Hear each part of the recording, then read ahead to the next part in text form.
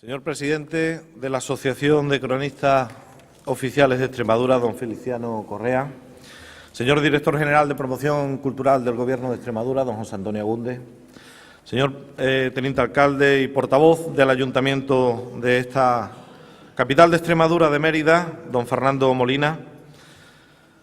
Querida vicepresidenta de la mesa de la Cámara parlamentaria que nos acompaña, queridos miembros de representantes de cuerpos y fuerzas de seguridad del Estado, señor comisario de la Comisaría de la Policía Nacional de la localidad de Mérida, señor coronel, jefe de la Academia de Tráfico de Mérida, señor diputados provinciales que nos acompañan, alcalde de Fregenal de la Sierra, señor alcalde de Belvís de Monroy, señor primer teniente alcalde de Llerena, señor concejal de Cultura del Ayuntamiento de Mérida y señor concejal de Cultura también del Ayuntamiento de Castuera, señor primer teniente alcalde del Ayuntamiento de Zaínos, señor alcalde de Montanche, señora primera teniente alcalde de la localidad de Trujillo también, que nos acompaña en su doble condición también de parlamentaria autonómica, señor delegado de Cultura, como decía, del Ayuntamiento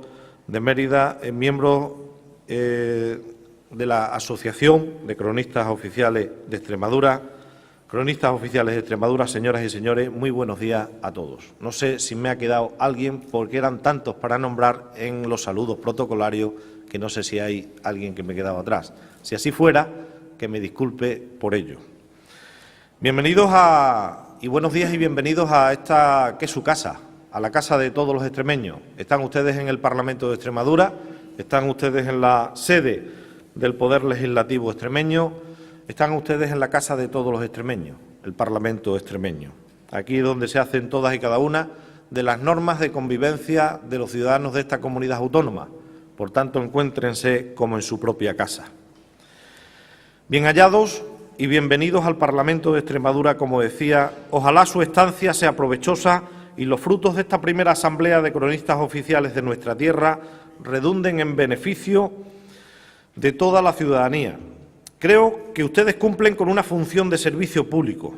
Vaya por delante, esta es mi opinión. Los cronistas de Extremadura son personas de reconocido prestigio. Son ustedes, por tanto, personas de reconocido prestigio en nuestra comunidad autónoma y en nuestros pueblos o en nuestras ciudades a las que representan. Entre ustedes hay profesores de universidad, catedráticos, doctores, periodistas, bibliotecarios, funcionarios. Cada uno de los cronistas, permítanme que se lo diga así, supone un lujo para el sitio que representan, tanto por sus conocimientos como por su dedicación.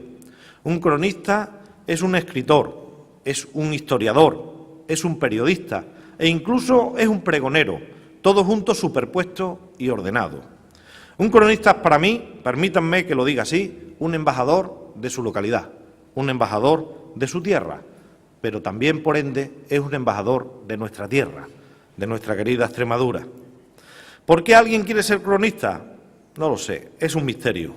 El cronista, como el escritor, es algo vocacional, porque el cariño al oficio, a la profesión, a la dedicación o a la pasión se aprende con el paso de los años, pero no se enseña cómo ni se obliga. Decía el clásico que nadie puede obligarnos a enamorarnos, nadie puede obligarles a escribir la historia de sus ciudades. Son cosas que ocurren, actitudes humanas destacables, porque queda su obra, pero pasa el cronista, padre de la criatura, artífice del trabajo, amanuense del intelecto. Oficialmente, los cronistas son nombrados en pleno municipal y recae este cargo y función en personas de reconocido prestigio en el ámbito de la cultura, la investigación local o en vecinos que hayan dado muestras de notable erudición. El cronista oficial no percibe compensación económica por su trabajo, siendo su cargo honorífico y vitalicio. Sin embargo, comparto con su presidente, Feliciano Correa, esta opinión. Los cronistas oficiales no tienen todavía el respaldo que sería deseable y también se merecen. A veces hay roces, tan innecesarios como inconvenientes, entre la maquinaria municipal y el trabajo vocacional de los cronistas. Un cronista, a mi entender, sirve a la ciudad o al pueblo y también a los ciudadanos, aunque esta premisa no coincida, a veces con su ayuntamiento respectivo, órgano democrático de representación de los ciudadanos. Pero ese chirriar de la maquinaria es la excepción, lo normal es el buen entendimiento entre los municipios y los cronistas. Hay pueblos y ciudades en Extremadura de larga vida y de enorme importancia histórica, monumental y de curiosidades antropológicas, o de señalada arquitectura popular, en las que todavía no se ha nombrado cronista oficial, a pesar de lo necesaria e importante que es su función bajo mi punto de vista. Sitios como Coria, al que me voy a desplazar en breves momentos también para presidir un acto en el Ayuntamiento de Coria, homenajeando a todas las corporaciones anteriores de la democracia. Decía sitios como Coria, como Alcántara, como Galisteo, como Villanueva de la Serena, Oliva de la Frontera, Cuacos de Yuste o Burguillos del Cerro, entre un largo etcétera, no cuentan con esta figura por falta de interés, desidia o simplemente, permítanmelo, abandono. Pues por fortuna tienen entre sus vecinos a personas de reconocida preparación y capacidad para el desempeño de esta bonita función cultural. Entre todos podemos contribuir a llenar ese vacío cultural. Como presidente del Parlamento es obvio, pero también quiero recalcarlo, mi apoyo personal e institucional, mi afecto solidario con la Asociación de Cronistas Oficiales de Extremadura, cuya labor e importancia reconozco y hago votos para que sea una figura que se extienda por los municipios que reúnan las características necesarias para su presencia, nombrados con criterios de independencia y también criterios de profesionalidad, que aúnen capacidades y saberes de las personas elegidas para tan digna función. Ese medio centenar de cronistas que actualmente hay en Extremadura, entre pueblos y ciudades de nuestra región, pueden verse incrementados hasta la centena en un plazo corto de tiempo. A esto es a lo que le encomiendo yo hoy aquí como representante del Poder Legislativo. Cuenten con mi colaboración para todo aquello que les sea útil, desde y en este Parlamento de Extremadura, no solo para incluir sus nombres, como ya es hecho en el listado de protocolo de actividades parlamentarias, sino para su integración en asuntos vinculados a la cultura, al patrimonio monumental u otros temas que afecten también a los municipios. El obviar a los cronistas por sus peculiaridades puede mermar las posibilidades de acierto en la gestión de los municipios y la gestión también de las ciudades. Quiero finalizar saludando al alcalde de Trujillo, que ha hecho entrada también en el acto. Querido alcalde, bienvenido. Quiero finalizar dando las gracias a todos y cada uno de ustedes que han traído esos libros que van a formar parte de la biblioteca de esta Cámara Legislativa a partir de hoy ya.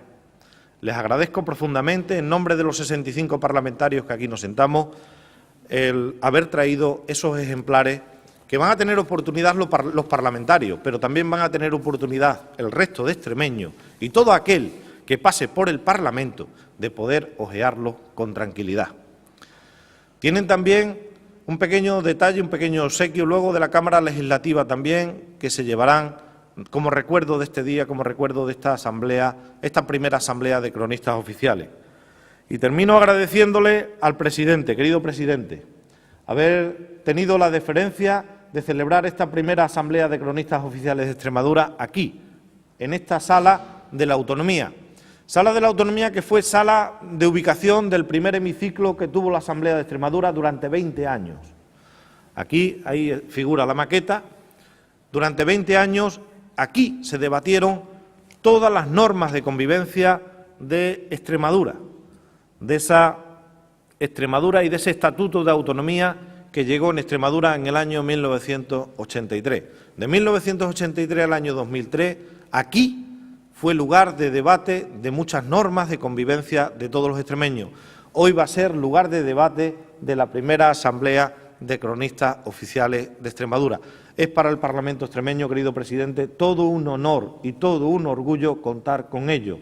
Y como presidente del Parlamento, en mi nombre y en nombre de todo el conjunto de parlamentarios que represento en la Cámara, la mano tendida a la Asociación de Cronistas Oficiales de Extremadura, para que en todo lo que podamos colaborar para que en todo lo que podamos hacer conjuntamente de cara al futuro, pues así se haga. Conjuntamente con el Gobierno de Extremadura, también hoy aquí representado por el Director General de Promoción Cultural. Permítanme que me excuse también a continuación, me tengo que marchar, lamento profundamente no poder quedarme al resto del acto de inauguración porque me esperan también, como he dicho antes, en el Ayuntamiento de Coria para presidir un acto en ese ayuntamiento que se le va a rendir homenaje a todas las corporaciones de la democracia del Ayuntamiento de Coria y a todos los alcaldes que han pasado por esa localidad de Coria. Pero como me voy de esta asamblea de cronistas oficiales, con tu permiso, querido presidente, y con el permiso de todos los cronistas oficiales, en mi intervención en el Ayuntamiento de Coria voy a demandar que ese ayuntamiento nombre cronista oficial de una vez por todas ya. No tiene ningún sentido que Coria, con la historia que tiene Coria, no tenga cronista oficial. Discúlpenme mi ausencia, que tengo que ausentarme a partir de ahora, y me sustituye en la mesa presidencial la vicepresidenta primera de la mesa de la Cámara. Muchas gracias, buenos días y feliz asamblea.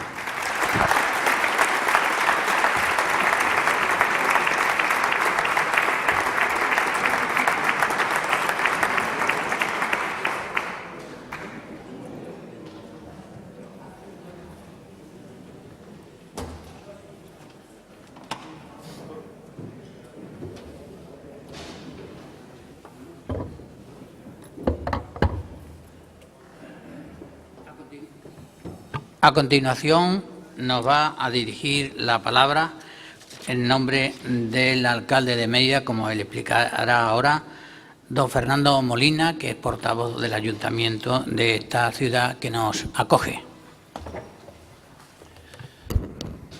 Buenos días, excelentísima y querida vicepresidenta de la Asamblea, señora Bunde, miembros del Gobierno, señor presidente de la Asociación Extremeña de Cronistas.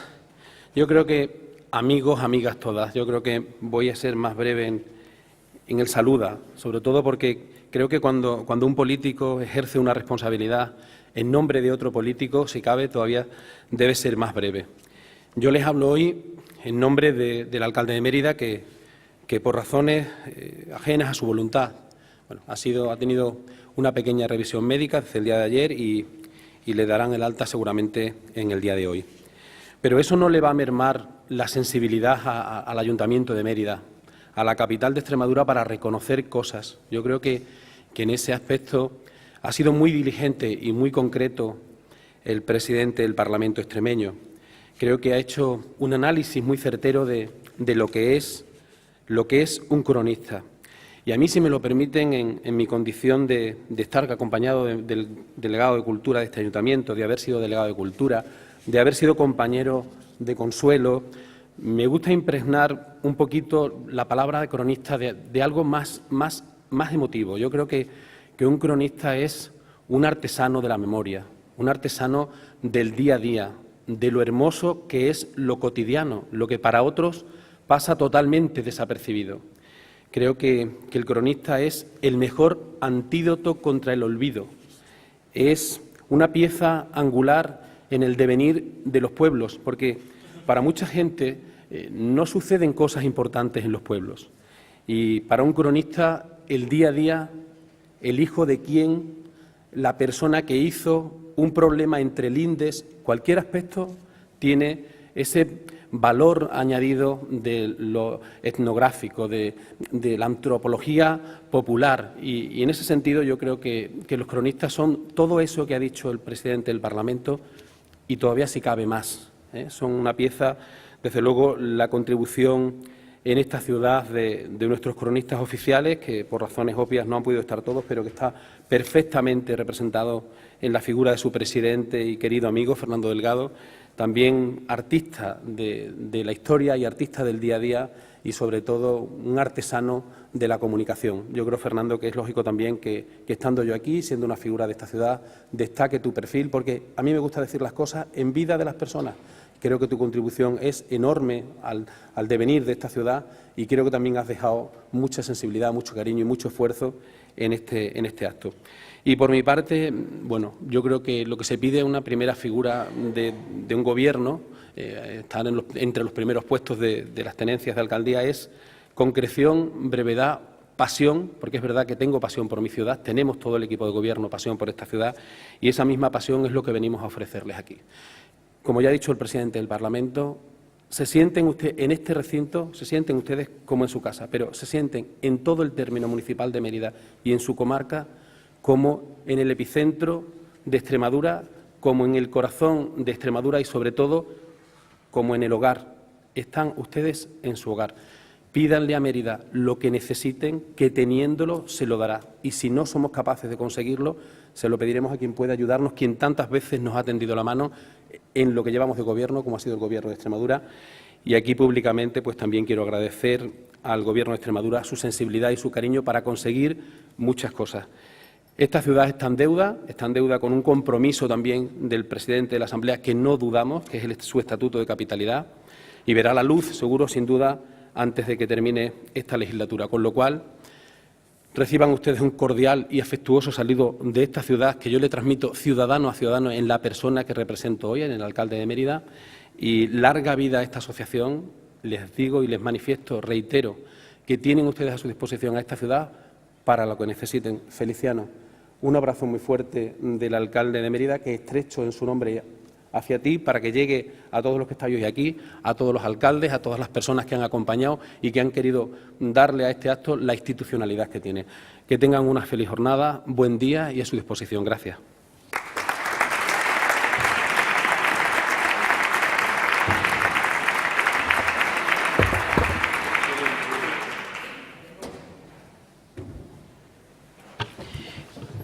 Con el fin de dar aquí un pequeño apunte y muestra del trabajo de los cronistas, va a tener una intervención ahora el cronista oficial de Badajoz y uno de los dos vicepresidentes, junto con don Fernando Flores del Manzano de la Asociación de Cronistas. Y el cronista de Badajoz pues va a darnos unos pequeños destellos de la presencia de los cronistas en la historia de España, puesto que en la sesión ahora no hay tiempo de más, pero creo que será suficiente con estas ideas que Alberto González nos presente. Cuando quiera.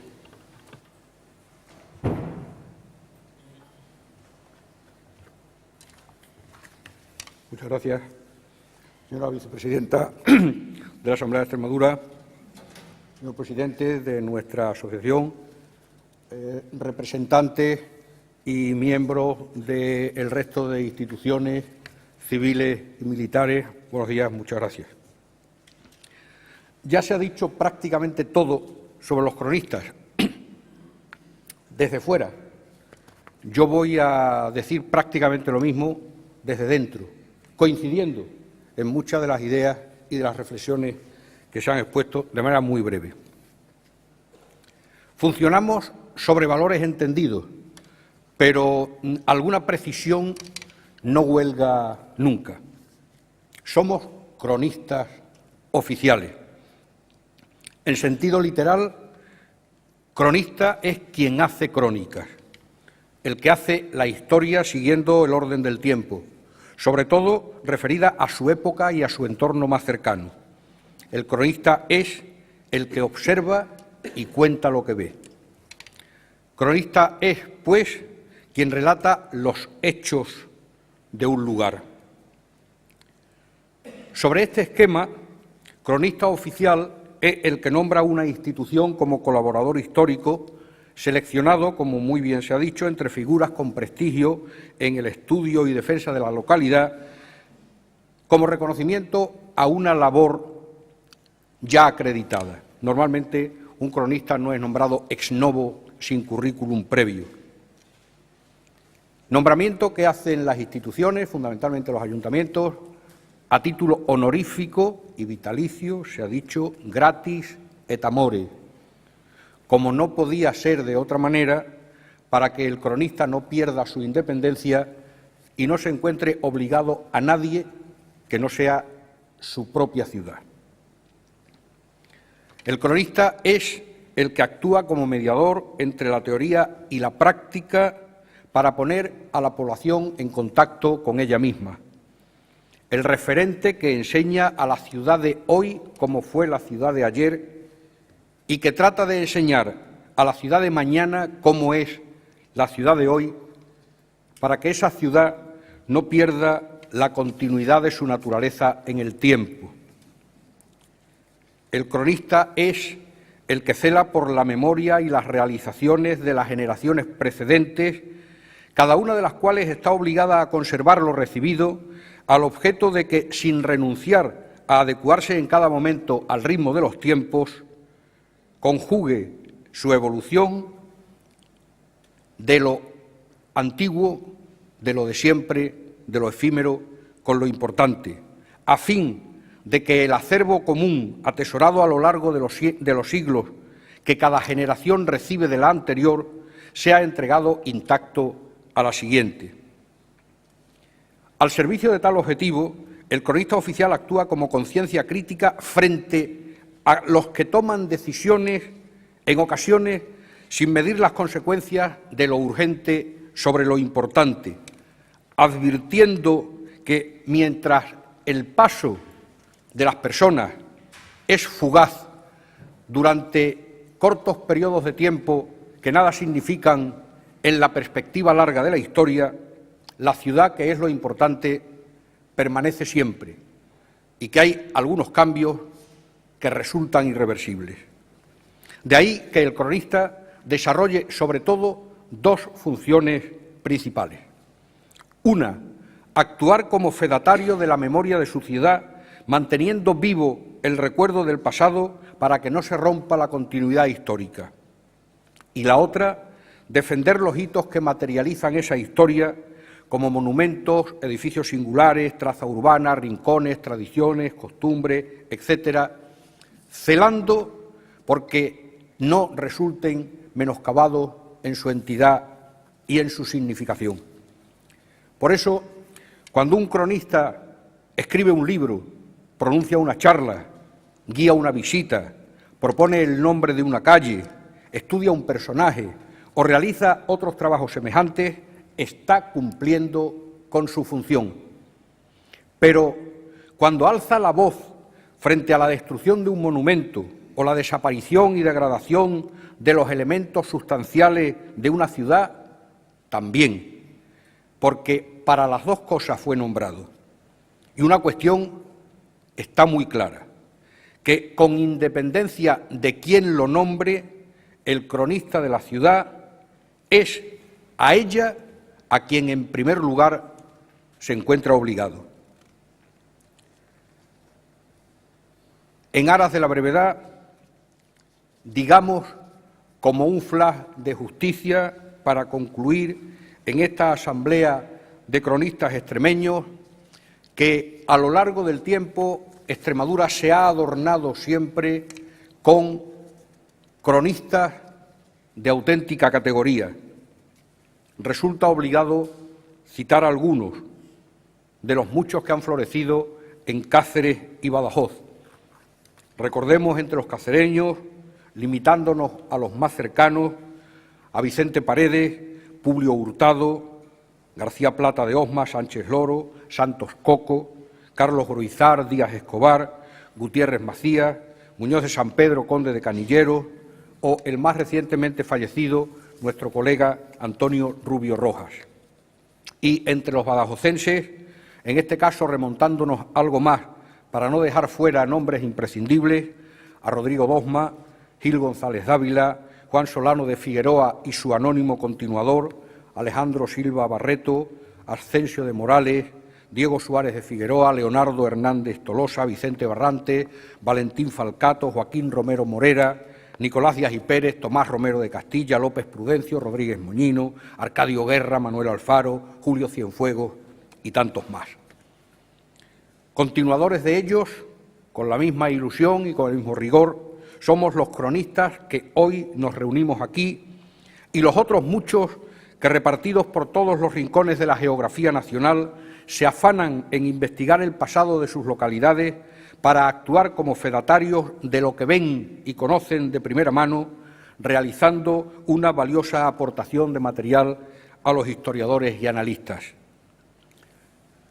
Sean, pues, mis últimas palabras en esta breve intervención, en este primer Congreso Regional de los Cronistas Oficiales de Extremadura, de estímulo y aliento a los cronistas, oficiales o no, que han asumido la tarea de recoger y divulgar la historia de sus pueblos, que desde los más apartados rincones laboran para que no se pierda la esencia genuina de Extremadura, ni la de esa gran nación que es España, que en estos momentos algunos tratan de tergiversar por razones muy alejadas al rigor de la historia. Muchas gracias.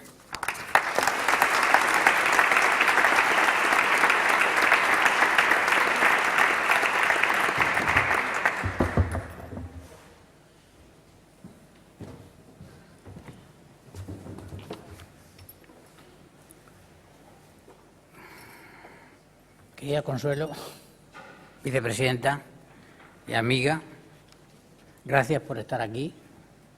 Nos ha dado mucha alegría que estuvieras. Querido José Antonio, tú sabes lo que es esto de la cultura, todos los días. Ella también, lo ha agregado mucho. Fernando, gracias por tus palabras tan cercanas y tan certeras. Gracias también a Francisco Barrona Navas y a Eduardo Villaverde por la presencia aquí en nombre de las dos diputaciones.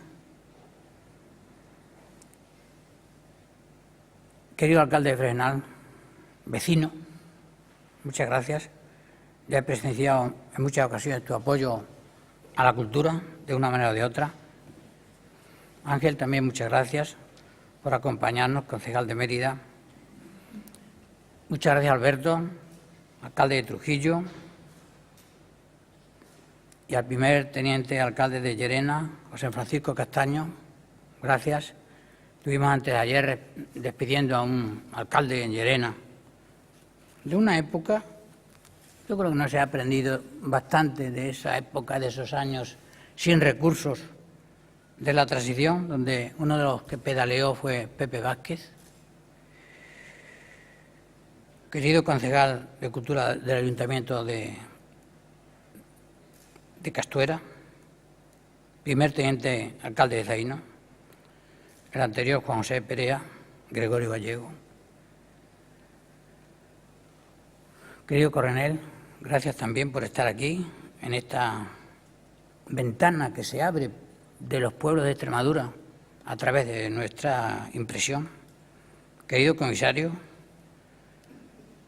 Francisco Durán, Ramón Rueda, alcalde de Carrobillas, también muchas gracias por estar aquí, Cándido Javier. Y muchas gracias a don Fernando Manzano, que no está, Fernando Jesús Manzano Pedrera, porque desde el momento en que hablé con él para que nos acogiera, pues la verdad es que fueron todo facilidades, cosa que se agradece desde la sociedad civil, porque no siempre es así. Con él, con su persona, no ha hecho falta recordarle ese código de buenas prácticas, porque la verdad es que lo ha hecho enseguida, ¿no?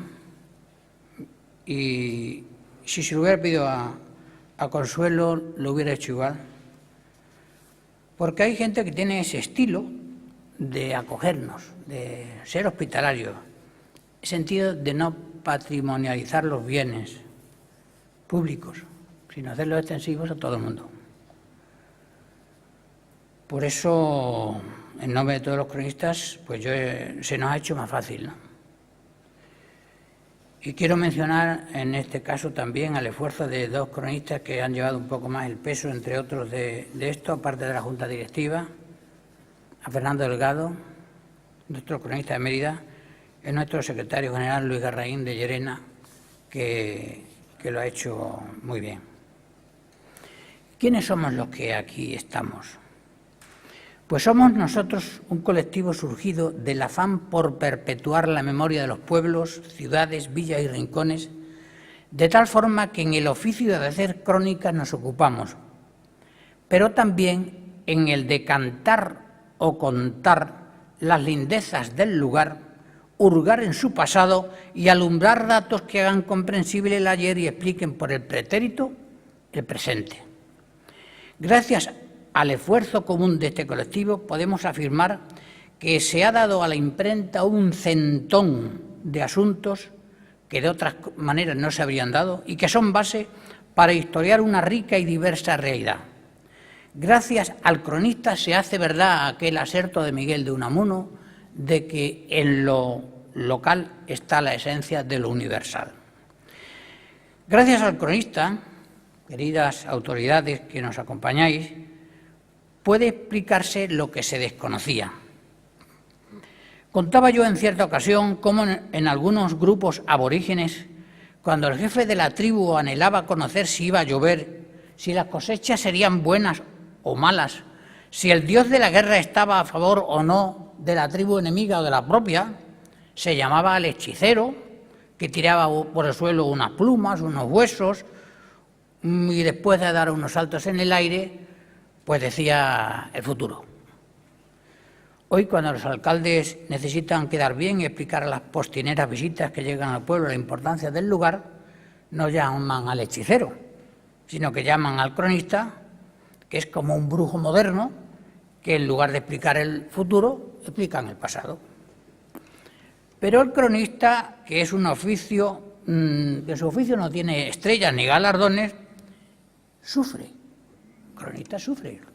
No lo parece, pero sufre. Porque las ciudades, como las personas, tienen alma. Las ciudades tienen un alma transpirando por sus piedras. El alma es ese encanto mecido por la silueta indescifrable de atardeceres de melancolía y viejos recuerdos. No todos aprecian el alma de la ciudad. A veces se nos muestra y nos sorprende tras la embrujada sombra de un torreón, en una espadaña a contraluz, o en el sonido enlutado de una campana, o por el planeo de una cigüeña sobre un esquinazo desdentado al caer la tarde. Y todo ello, por ser inmaterial, anímico, por ser destellos del espíritu, silogismos ingrávidos, pues no puede explicarse del todo. Pero, sin embargo, el cronista lo siente, le da en su diana interior. Al cronista le daña el mensaje de la casa desvencijada donde nació el poeta, o el pintor, o el cura erudito del que nadie se acuerda, y todo ello le inquieta y pretende que sobreviva del mejor modo. El cronista, por estar en el laboratorio del pensamiento y por tener el catalizador del ayer gracias al dato, siente y padece la lesión que se le hace al edificio cuando se le disfraza o cuando se le olvida. Lamenta el daño de las murallas cuando se abre un portillo con complacencia de los ediles, como es el caso de Olivenza, donde han sido desoídas por la todopoderosa corporación municipal los múltiples acuerdos de la Comisión Provincial de Patrimonio ordenando el cierre de una brecha.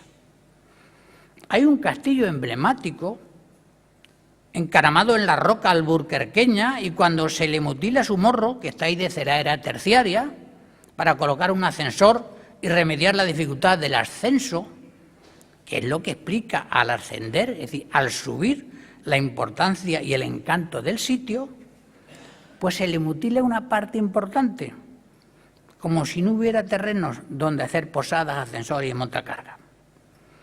Al cronista le duele el puente viejo, roto, los rollos o cruceros reinterpretando viejas picotas junto al camino, el yacimiento ultrajado por una excavadora o por ensanchar el campo de fútbol.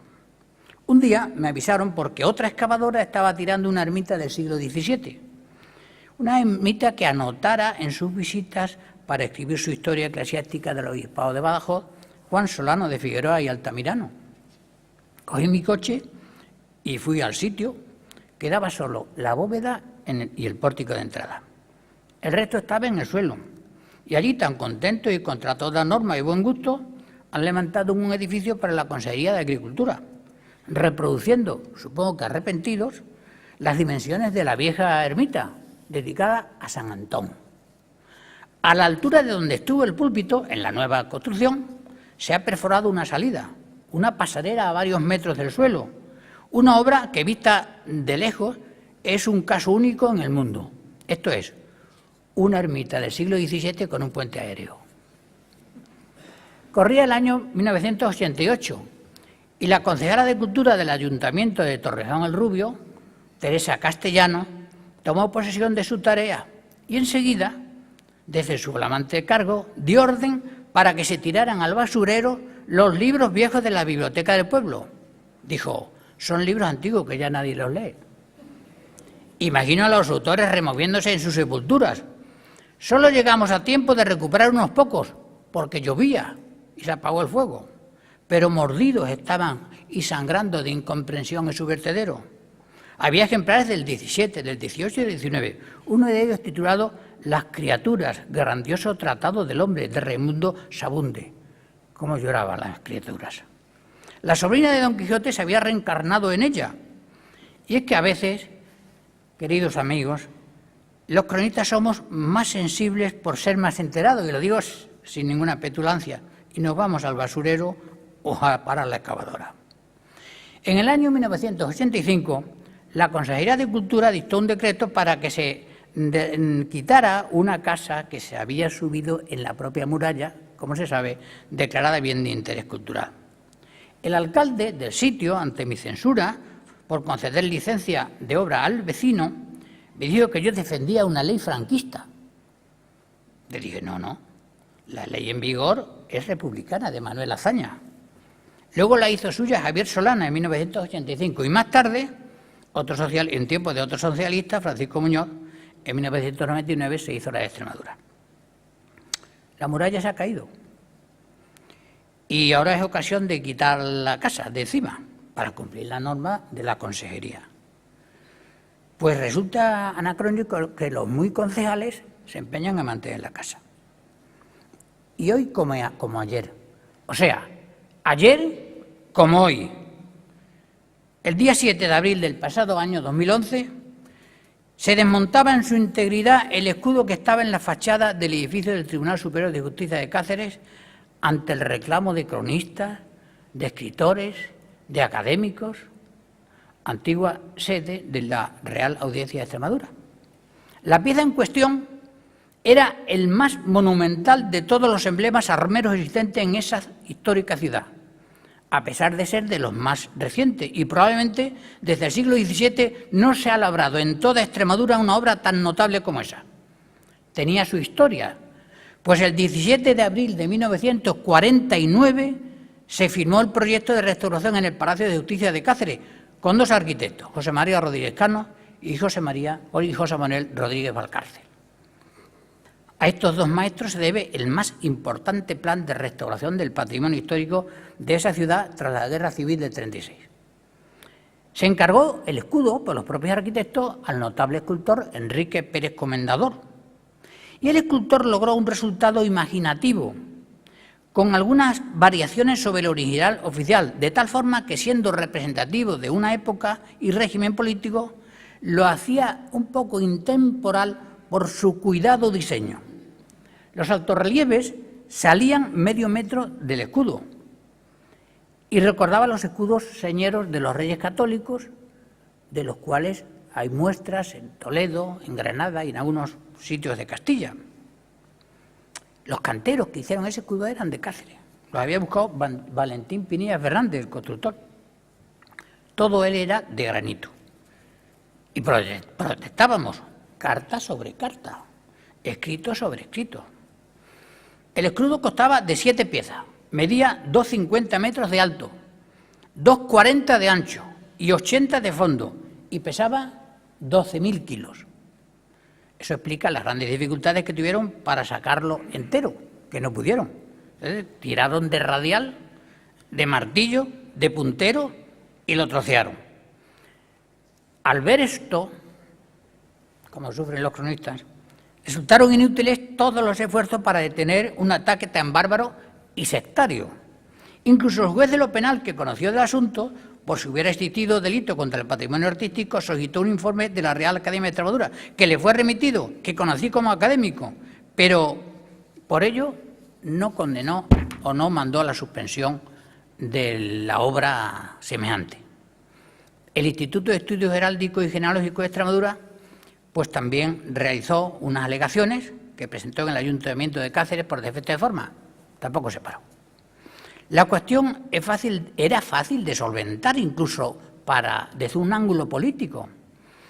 Pues la ley de la memoria histórica, si bien en el artículo 9.1 ordena que se quiten los símbolos franquistas, en el 9.2 pide la misma ley que se respeten los que tengan valor artístico o formen parte integrante de la estructura del edificio. Por ambas razones, el escudo debía ser salvado, pero no fue así. Estos comportamientos desoyen las voces de la cultura y de los cronistas y crean una especie de inquisición administrativa. Si con los libros de la biblioteca de Vacarrota la familia dijo «abre un agujero en la pared, que vienen los jueces y nos queman», con el escudo que nos ocupa, si hubiera sido más pequeño, alguien podía haber gritado «abre un hueco en la pared y guarda el escudo, que vienen los de la memoria histórica». Si llamamos al cirujano para que nos extirpe la vesícula, y eso nos parece lo correcto, y si nos dejamos llevar por el piloto para que nos atraviese el Atlántico, y eso nos resulta de lo más natural, ¿por qué no fiarse del buen juicio del experto? ¿Por qué cuando se trata de cultura, arte, patrimonio monumental, mobiliario, archivística, artesanía o arquitectura vernácula no nos dejamos conducir y atendemos el consejo de un especialista de la memoria como es el cronista? La razón es fácil de entender.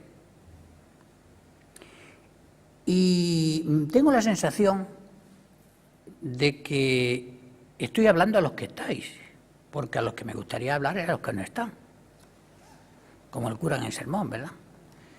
La razón es fácil de entender, digo, porque el político en ocasiones quiere resultados inmediatos y mira a corto plazo la realidad de su vieja ciudad. El cronista pone su catalejo en lo permanente, en lo identitario de la villa, que la hace distinta. El cronista pone su atención en la apreciación de la huella dactilar que conecta con el tiempo casi eterno e irrepetible de esos sitios de Extremadura, que algunos ya ha mencionado el presidente de la Asamblea. Tantos sitios, donde a veces se pretende asear torpemente y con frecuencia por otras razones. ¿Y qué ocurre? Pues que el sitio se convierte en una especie de prêt-à-porter que lo podemos encontrar en cualquier otro lugar, porque probablemente la Concejalía de Cultura o de Urbanismo no atendió o no pidió el dictamen pertinente. Y el cronista, además, es visto a veces como un ratón de biblioteca, como un señor que escribe artículos, porque eso le gusta mucho. Escribe libros porque le ha dado por ahí, porque le gustan los papeles viejos, este es lo que le gusta eso. Como si fuese un poco maniático el tío. Y a veces pues se le deja, no, este es de los papeles. Voy a contaros una anécdota. El 15 de mayo de 2006 fui llamado como pregonero para conmemorar al patrón del sitio, San Isidro Labrador, y celebrar el medio siglo de villa de ese pueblo nuevo. Allí hubo vaquillas y desde Cáceres se condujo en 2 autobuses al coro de la universidad. El pueblo blanco lucía farolillos y comía panceta, pinchos, sangría. La gente participaba en la charanga con unos bafles inmensos que despertaban a todos los caraboces del territorio. Se veían contentos los viejos y los zagales. Había concursos varios, todos se hacían posible con el dinero público y las aportaciones de las cajas de ahorro, rurales o urbanas. Yo aquel día tenía fiebre y fui al sitio. Al concluir me dijo el concejal de la pedanía: lo siento, pero no hay asignación para el pregonero. Pero lo que has dicho, lo has dicho muy bien. Y yo pues, me fui. Entonces comprendí que en algunos sitios de Extremadura, donde haya una vaquilla, que se quite el pregonero, incluso el cronista. El cronista, si ejerce con rectitud y por lo que sabe, a decir las cosas claras. Y eso resulta en ocasiones incómodo de tal modo que cuando un cronista eficaz y responsable apela al buen juicio de la corporación municipal con razonamientos y datos, aunque su punto de vista sea contrario al del concejal de turno, este concejal que apoya la barbaridad y la ha hecho llevar al pleno, se acerca al hombro del alcalde y le pregunta con cierta extrañeza: ¿pero este cronista no era de los nuestros?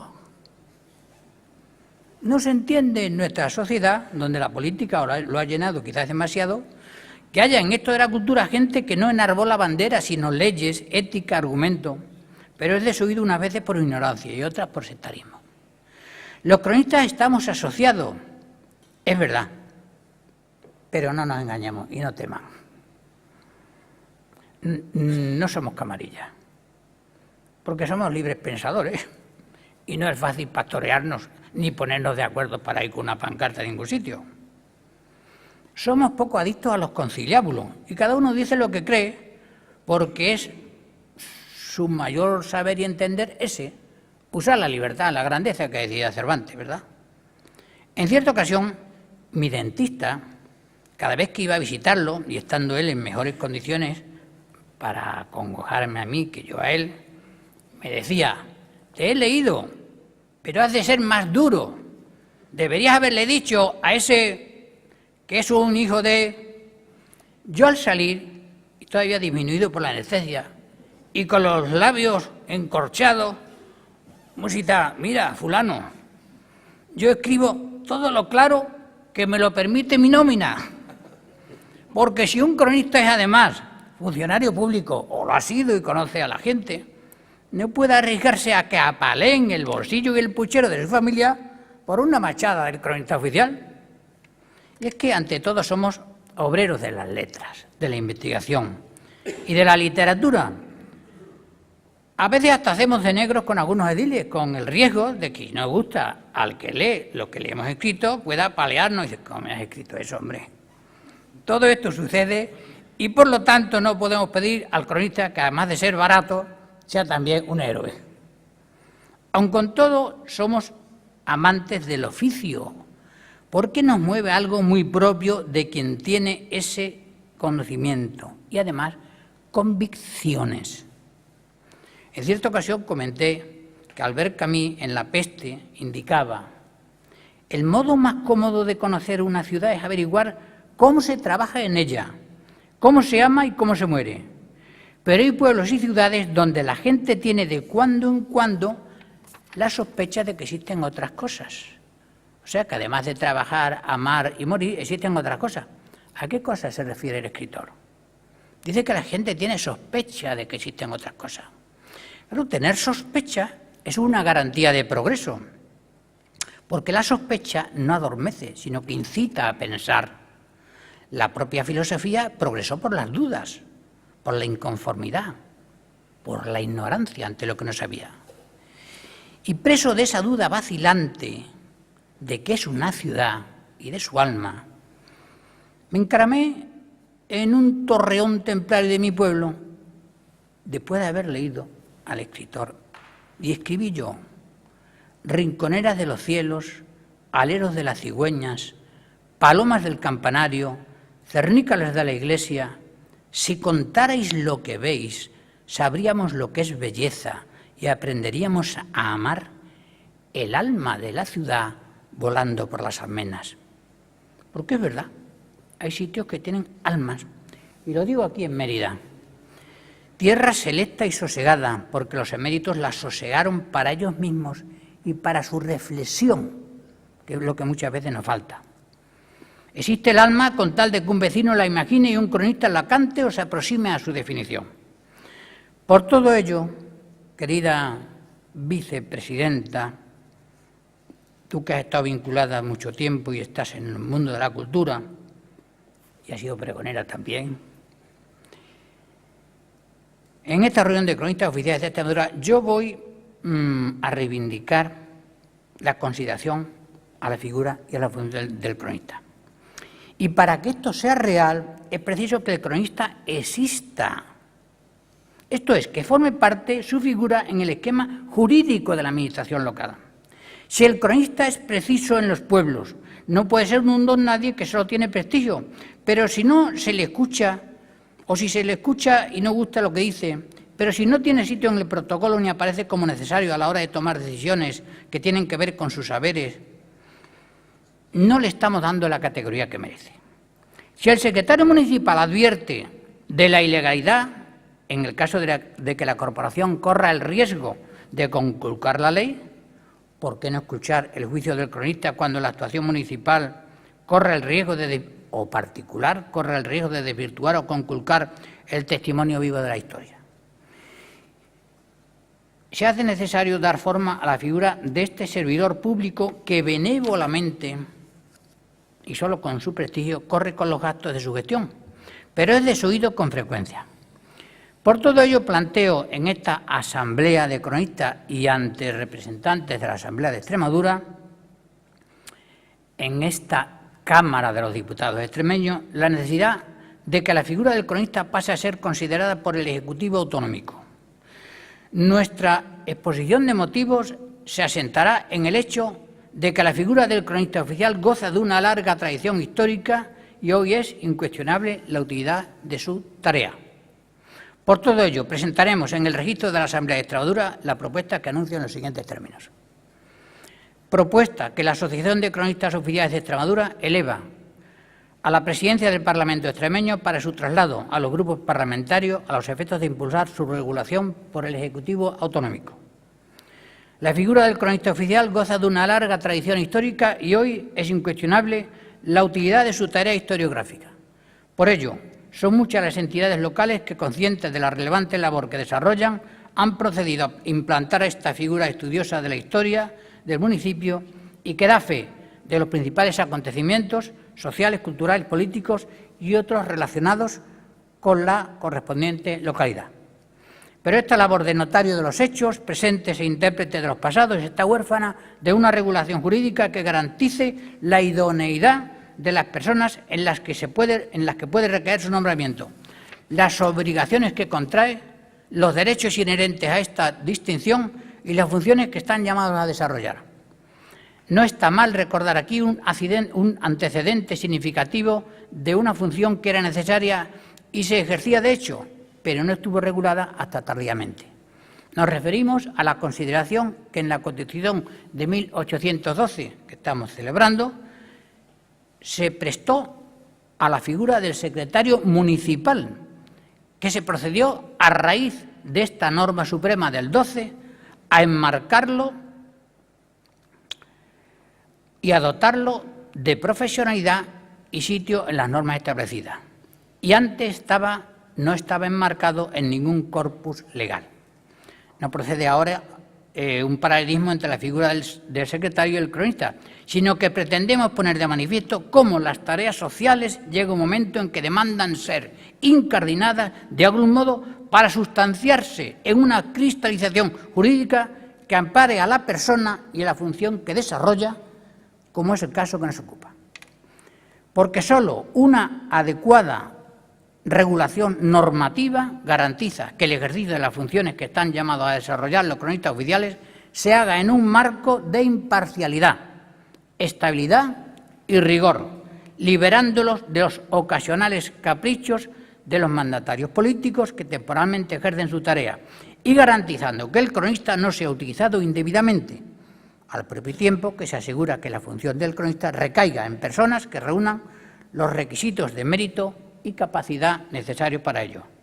Por todo ello, considerando la innegable contribución que los cronistas oficiales de Extremadura realizan a la cultura de la región, su dedicación a la municipalidad, sus funciones de escritores y contadores del pasado y del presente, su esfuerzo y competencia demostrada y también su necesidad, y en base al artículo 9.47 del Estatuto de Autonomía de Extremadura, que consagra el carácter exclusivo de la comunidad autónoma que tiene sobre las competencias en materia de cultura y en todas sus manifestaciones, es por lo que la Asociación de Cronistas Oficiales de Extremadura busca el mejor entendimiento con la mesa del Legislativo extremeño para trasladar a los grupos parlamentarios que conforman la Cámara esta pretensión.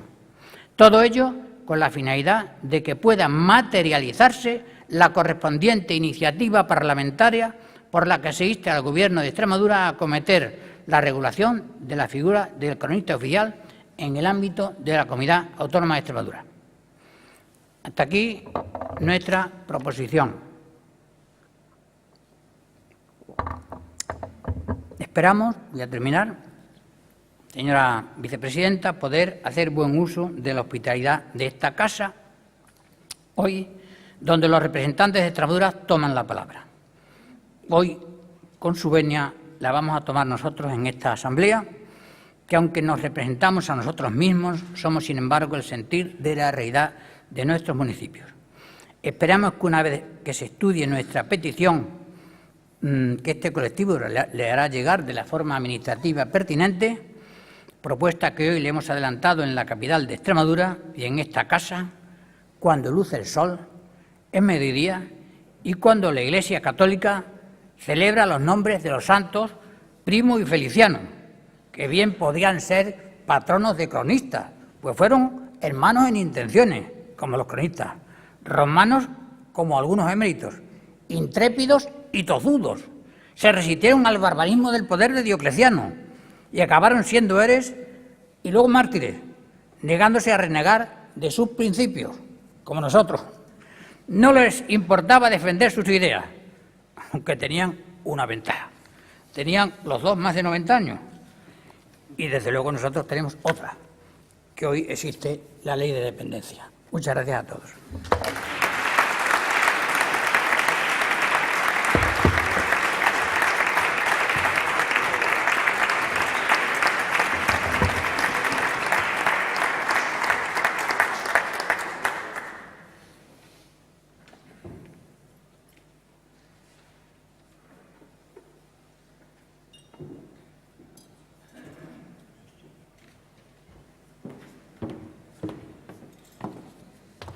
Buenas tardes. Yo no voy a saludar a todo el mundo porque creo que han sido suficientemente ya saludados. Estoy encantada de que estén ustedes aquí. Permítanme que sí al director general, a Feliciano, mi amigo Feliciano y a mi compañero también. Hablar después de Feliciano es imposible. Yo lo voy a intentar. Pero para decir dos cosas muy breves. La primera, que para mí es un honor. No se lo pueden imaginar cuánto estar presente el día que los cronistas oficiales de Extremadura se reúnen en asamblea. Primero porque, bueno, yo he sido concejala, como bien ha dicho Feliciano, 12 años en el Ayuntamiento de Badajoz y yo he aprendido a querer a los cronistas. Y lo he aprendido a querer en la figura, sin lugar a dudas no está, siento que se haya tenido que ausentar, pero yo no por ello voy a dejar de hablar de él, de Alberto González. Sí, de Alberto González durante 12 años ha sido pues mi sol y mi sombra, porque algo saben ustedes ya también como cronistas oficiales que un poco de Pepito Grillo tienen ustedes, lógicamente. Y a veces, pues los políticos queremos oíros y os oímos y os escuchamos y os entendemos. Pero hay veces que se crean ciertas asperezas, pero afortunadamente les puedo garantizar que durante 12 años con el cronista oficial de Badajoz, mi querido amigo Alberto, al que aquí públicamente, entre los suyos, entre los cronistas, yo quiero darle las gracias, pues realmente ha sido muy importante. Por una razón, porque yo creo que un concejal de Cultura, cuando tiene que tomar una decisión que afecta a su ciudad, si no le pide el asesoramiento al cronista oficial de la misma, estoy convencida que se equivoca. Pero que se equivoca por dos razones. La primera de ellas, porque se pierde una segunda opinión, que a lo mejor le podría hasta convencer sin llegar a entrar en unas lides personales. Y la otra, porque hay muchas más posibilidades de que meta la pata, seguro. Seguro que si no habla con el cronista, que para eso